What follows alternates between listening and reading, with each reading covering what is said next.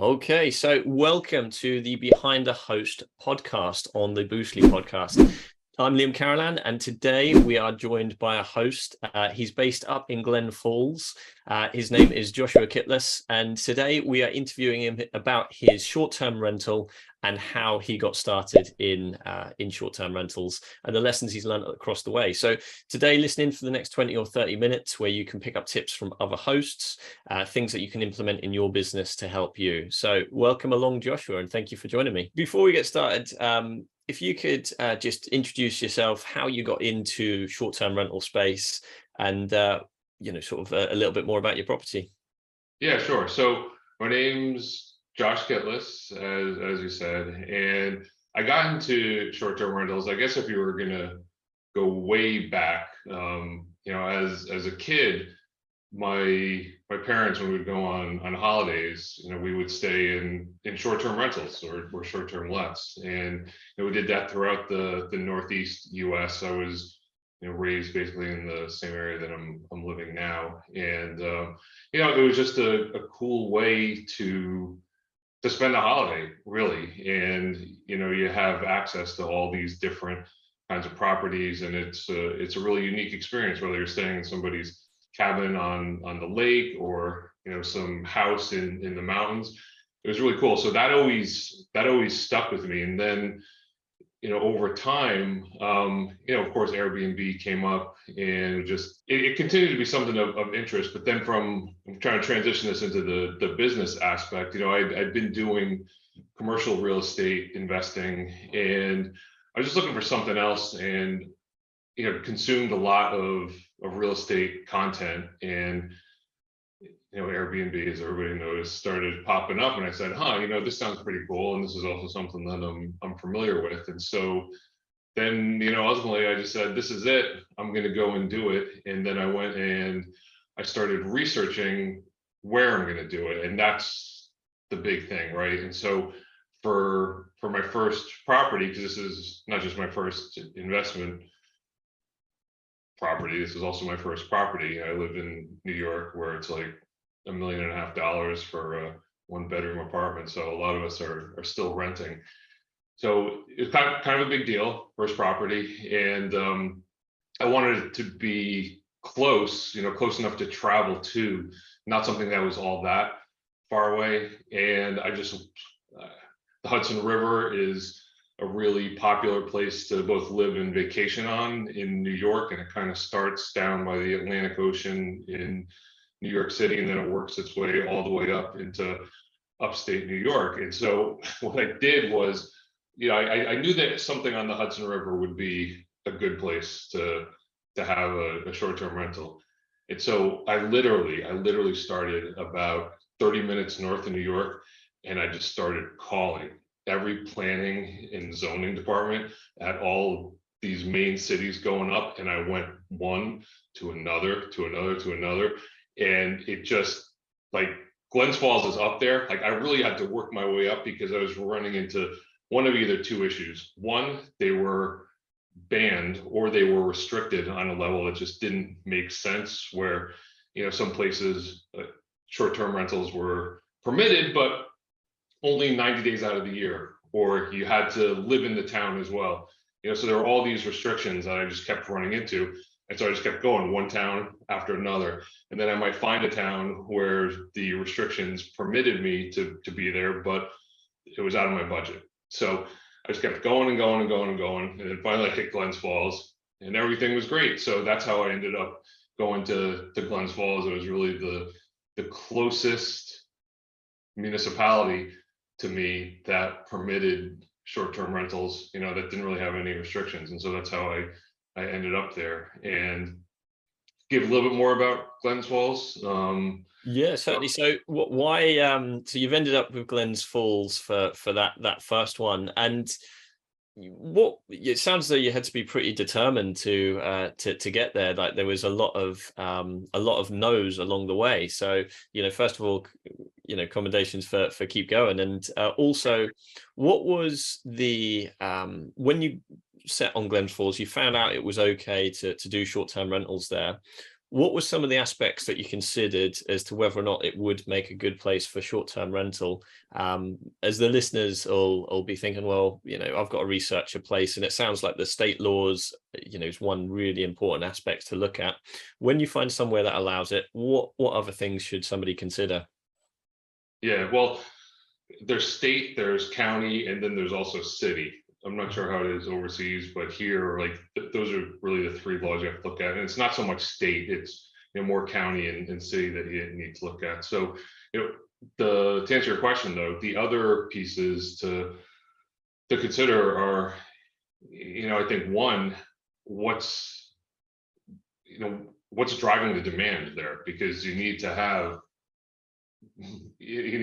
bodies in the house to pay the bills and make it successful. So one thing that I really like about Glen Falls is that it's centrally located to a lot of attractions upstate that a lot of people from the city go to. So there's, in the wintertime, there's skiing. In the summertime, there's a lot of hiking. It's very accessible to the Adirondacks, which are a mountain range up in upstate New York. It's very popular for people to go. And then also in the fall and autumn time, people like to go there to do what we call leaf peeping, which is look at the different foliage, the changing color of the leaves. Summertime also, it's very close to Lake George, which is a very popular lake for recreation. So it's about 15 minutes from there. It's also about 15-20 minutes from Saratoga Springs, which is the home of horse racing. And there's about it's like a 6 or 8 week span that just wrapped up this weekend, where people from all over the world come to Saratoga Springs to watch the horses race. And so there's a lot of different things that are going on year round. And the demand that I've seen so far is really, it's been really nice. I was at capacity for almost all of June, all of July, all of August.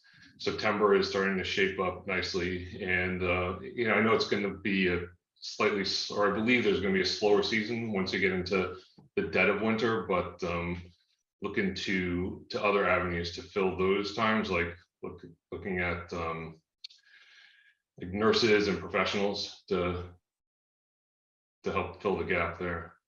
I mean, it sounds like you've really done your research. Did you know that before? Was this all part of the research, or did you know about some of these places before you sort of set on Glen Falls?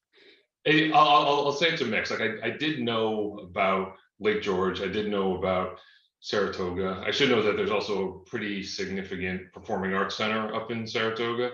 Mm-hmm. So I did know about this, but there was also that element of a leap of faith, because you never really know in like a newish place. Like you can read and study all day long, but at the end of the day, you're not going to know until you're really there and experiencing it. And so it's been working out. Definitely. Experience teaches us if we need more of it. So like you say, just it sounds as though you've done the research, you've gone there, you kind of know it's a great place. And talk us through, how did you feel when you finally got the property? And is there anything in particular you've done to prepare it for short-term rental? Yeah, so when I finally got the property, it was kind of one of those like whoa moments when it's like, okay, I just signed this note for this place, and it's a big deal. So like there was the newness of home ownership. There's the newness of having purchased this for a business that I haven't gone into yet. So little, I guess, natural concern there, but to get it set up for short-term rental, I really took on the guest perspective as best I could. And I would say that's how I set it up. And that's what I used as the barometer for creating the place. So what kind of, and I put myself in the guest shoes, if I were the guest, like what kind of bed would I want to be sleeping on? What kind of appliances would I want to have in the kitchen? Would I want to have a hot water kettle? Would I want to have a blender? Like how many different kinds of pots and pans would I want to have? And so that's the approach that I took with with setting it up. I did put in some cameras on the outside, none on the inside because that's illegal and also creepy. Yeah, not a good idea on the inside. Yeah, in fact, I don't want to see what people are doing anyway. I'm not that interested. But I just tried to take on that guest perspective, and try to understand what a guest would want, and it's worked out really well because I've gotten really strong feedback from guests thus far about how well the place is equipped. So, in addition to comfy beds and some of the appliances that I mentioned for the kitchen, I got like a washer and dryer. I know not everybody has that, but that's been huge. That's been really helpful. I got some what we call Adirondack chairs, which are like outdoor chairs that are common in upstate New York. So I brought a little bit of that regional flavor as well into the place, and I also have some really unique artwork that has been handed down to me from my mom, who has had that, for a really long time. I mean, this is artwork that was created probably like, I don't know, 60 years ago or so, just by a local artist, but it adds some flavor to the place, and it doesn't give it that cookie cutter type of perspective. That's cool. And that is a beautiful answer, and what a great way to bring it to a close. So people listening will have been inspired by your story, Josh. If they wanted to get in touch, what's the best way to do so? Yeah, LinkedIn is probably the best. My handle is my last name, Kitlas, Kitlas. So you could just go to linkedin.com/in/Kitlas, and there I'm at, and you can find me there, and we can talk more short-term rentals. That's really cool. Well, thank you so much for your time today. And really the passion is shined through. So thanks again. That's it for another episode of Behind the Host podcast. And bye for now. See you on the next one. Having a blast. Gonna get it on the Boostly podcast. Boostly like Bruce Lee, because it's so hard and the T is loose leaf. Making up those rhymes. Don't write it, just do it loosely.